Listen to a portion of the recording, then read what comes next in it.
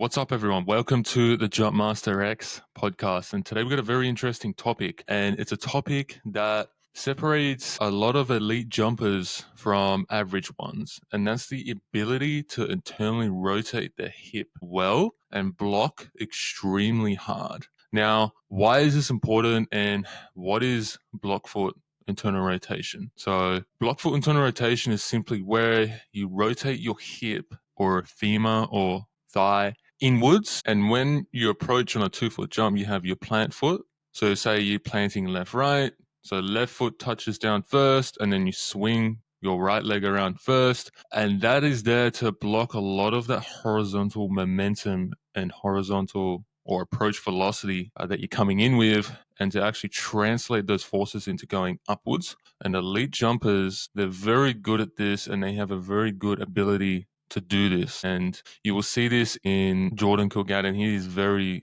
good at this. If you study his technique in slow motion, or even someone like Ja Morant, like he has an insane ability to internally rotate his hip and block all that horizontal force coming in from his approach. And it's a huge reason why someone like Ja Morant can jump as high as he does. And that's essentially why this matters and why it's so important. And what happens when you can't do this? Because not everyone's going to be able to jump in this way and internally rotate to that extremes like Jordan Kilgannon can or Ja Morant can. So what have been your experiences with this, Tom? Is this something you've worked on? Because you jump 48 inches, right? But you don't have that extreme ability, say someone like Ja Morant does. Yeah. Okay. In terms of like for myself, it's not really something I've like overly thought about. My jump technique has changed over time. So if you look at my day one clips, my technique actually looks a little bit more typical jump technique where you'll see like the right plant and then the left one come through and it's like a 1-2 with the push. But then as time went on and as I just kept jumping every single day, my body started gravitating towards almost like hopping into my penultimate. And the more and more advanced and higher I jumped, the more exaggerated it became. And it became even less so like traditional technique. But I will say for a lot of people, they might not have as much success doing this strategy. And a lot of the time, even just by jumping a lot and doing your jump reps, you'll find a lot of people actually just end up having that very typical technique where they really bring around that block foot and they really internally rotate it and they're not even thinking about it. Like I guarantee Ja Morant isn't thinking about, I'm going to internally rotate my leg and then plant and then block all my momentum. He's not thinking about that and it's just happened naturally. But I will say in general, you want to have some level of blocking. Otherwise, obviously, you're just going to go forward. Even for myself, I still block very hard, but it's just not, the extreme exaggerated version that these guys have. Yeah. Like with internal rotation of the hip, a lot of people fail to realize it's somewhat genetic. Yeah, you can work on it and improve on it a little bit, but to get to the extremes of someone like Ja Morant or someone like that, that's just like their own unique ability, and you can't really force that position. If you try to force that position when your body isn't meant to be there, that's where you can really mess yourself up. Like even myself, I actually experimented with trying to block harder the other day just through doing some penultimate step drills. As soon as I did it, I felt the difference. Like I definitely blocked harder, but I don't know. It might be just because my body's not conditioned to it yet. But I felt uh, my bone jam right up into my hip, and it did not feel good at all. It did not feel natural.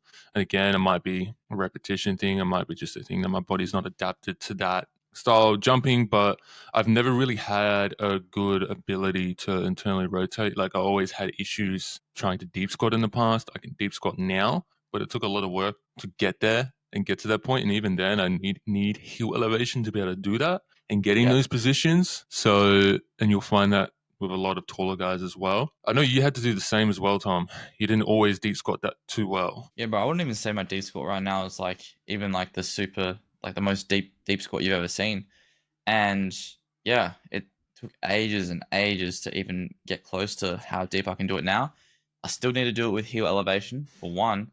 And for two, I can't just walk into the gym and load the bar on my back and just get to work on the squats. Like, obviously, after I've done all my ISOs, warm up, whatever, I've got to sit there and actually, like, work on my ankle mobility for a good 15, 20 minutes just to, start the bar, just to start loading, weight on the bar.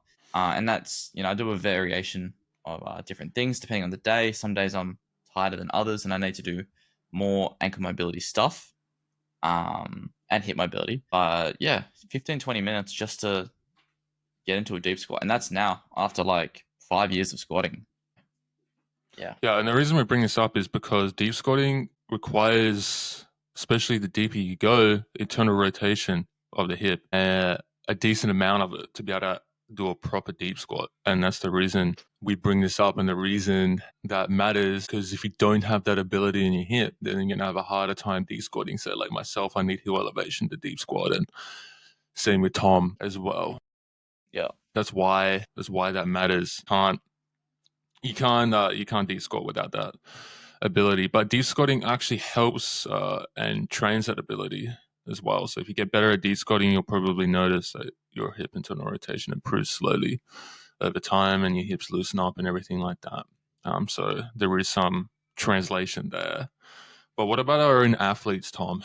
What have you observed in our own athletes? In terms of their progressions, Yeah, and just in terms of their blocking, because we've trained so many different types of people. Yeah. There's quite a few people that block really, really well, and their jump technique looks very beautiful. And we've had guys where it just looks like they just can't internally rotate at all, or they just don't have that ability at all, and they're just pretty much Okay. doing a broad jump into a standing jump. So someone that does it really well, I have to say, is Hack, and I've talked to him about this. His name's Hakan Oz. I'm not exactly sure what his Instagram is, but I'm sure a lot of you guys know who I'm already talking about. And yeah, his jump technique's always been decent, but as time's gone on, it's definitely gone a lot better. And I don't really think he's thought about it all too much, but obviously he watches a lot of jump videos, so maybe like subconsciously he's seen those and changed his technique a little bit. But now he's almost got like textbook jump technique. Like he really swings that leg around and blocks really hard. But then there's two that come to mind that don't have the greatest blocking. One's more like in the middle, it's like an average. Is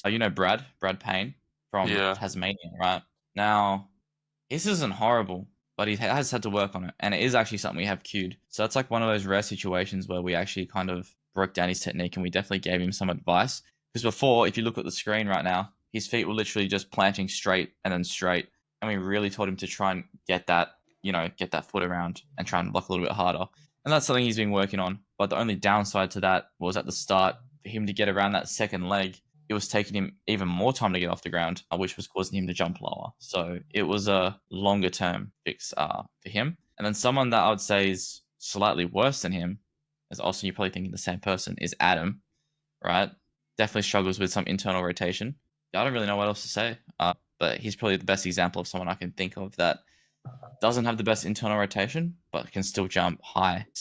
He's in his 30s and he can dunk. Yeah. So One he's thing I've 35. noticed. What was he? 5'11", 6 foot? Yeah, Maybe. one thing I've Yeah. noticed is a bit of a trend. The guys that don't block as well definitely overuse their plant leg, and I guess, I don't know if suffer is the right word, but as a consequence, their quadricep, because it's trying to decelerate them more, and they're using more of their plant leg to help decelerate and translate that horizontal velocity into going up, that leg tends to get a bit more cooked from jumping, and they get more DOMs, and that joint tends to get a little bit more messed up. And I've experienced the same thing as well. It's definitely happened to me like that, because I plant left right. That left VM, vastus medialis, definitely gets more sore from jumping. That joint definitely gets a little bit more painful because I'm not blocking as hard.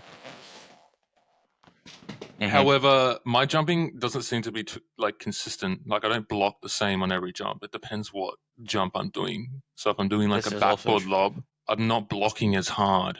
I'm kind of just approaching and jumping straight up. As if I'm doing a high check, I'm blocking a little bit harder, or a dribble dunk where I'm trying to bring in speed, I'm blocking a little bit harder. Like when I go back and watch my first windmill dunk, because everything had to be perfect and the stars had to align to literally hit it, I actually blocked quite well. Yeah.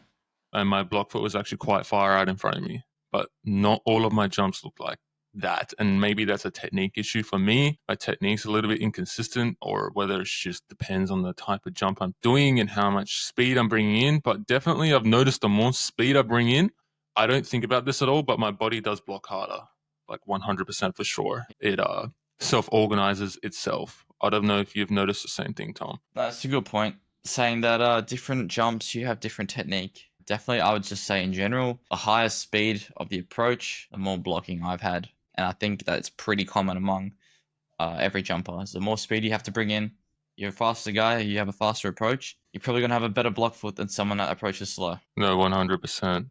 100%. Um, so yeah, yeah, there's definitely a little bit of variance depending, like even with a lob, right? Sometimes I think it's because I'm thinking about the trick too much, then my dunk technique falls off a little bit because I'm trying to focus on doing the trick.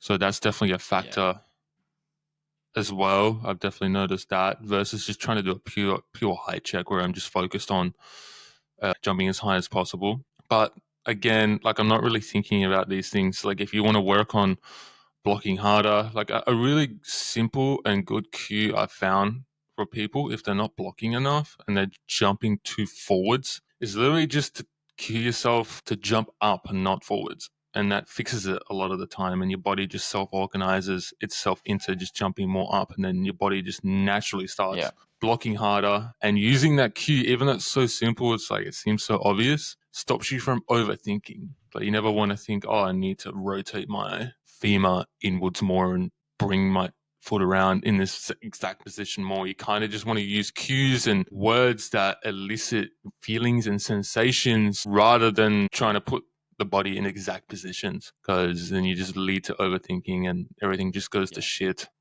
Bro, that's why I'd say in general, cues that are more sensational and are more about a feeling work better than cues that are just, super specific and you really have to think about exactly what you said, jump up rather than you need to get your femur and put it on a 55-degree angle. Just like, yeah, you're not gonna be able to think about that when you're trying to get off the floor in like 300 milliseconds. It's just not gonna happen. Yeah. Another really good one I found for cueing the block foot is just cueing in your mind punch your block foot, and Yeah. that can help a lot as well. I guess that's a little bit more of a specific cue, but that I found that helps as well, especially on those days where you feel like your intent's not high enough, and just using that cue can drastically drive up your intent on your jumps and make you jump better than you otherwise would have on that day. It's definitely worked for me. Yeah. Have you ever had a jump day where sometimes you just use the cue jump harder? Like just push the floor harder. You ever use Yeah, that?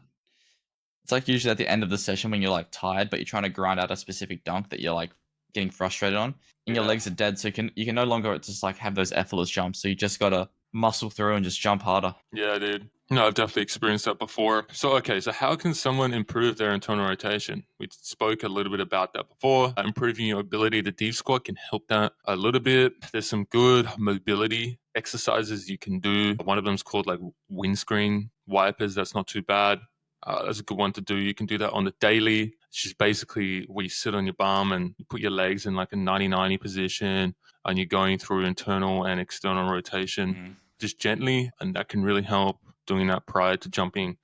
And just if you're sitting a lot throughout the day, doing that frequently can help quite a lot. Have you tried anything else, Tom? 90s were always my go-to back in the day.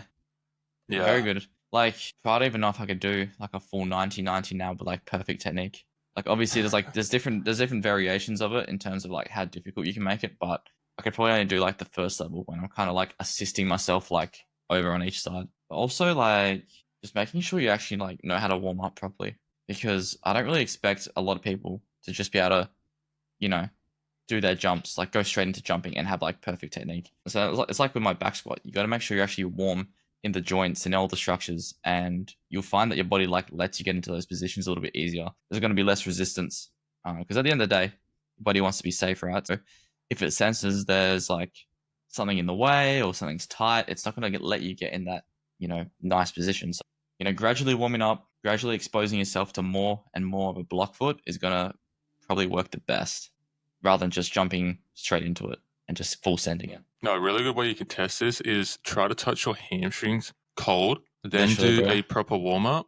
Don't stretch your hamstrings. Don't do any stretching for your hamstrings, but do a proper warm up. Then try to touch your toes again. Guarantee with 100% certainty that you will be able to go way lower, way lower. But Uh-huh. even this 90-90 thing, I've done the exact same thing. Cold, feels super stiff and like I can't rotate well. As soon as I warm up and I do the exact same exercise, yeah, it's it's like flowing effortlessly. Like my Yeah. Well, you hips. don't even, yeah. You don't even need to warm up with 1990s. You can literally do your 1990 first thing out of bed. Say you go for a 5 minute run, come back, you haven't done anything that resembles a 1990, but all of a sudden you're getting like a 20 degrees more range. That's not even an Yeah, exaggeration though. Like it actually is yeah. like that. No, it's quite insane. The human Yeah. body's quite insane, dude. So yeah, to close this podcast out, guys, if you feel like you're not blocking hard enough, there's definitely some things you can do to improve this and some cues that we spoke about to improve this to ensure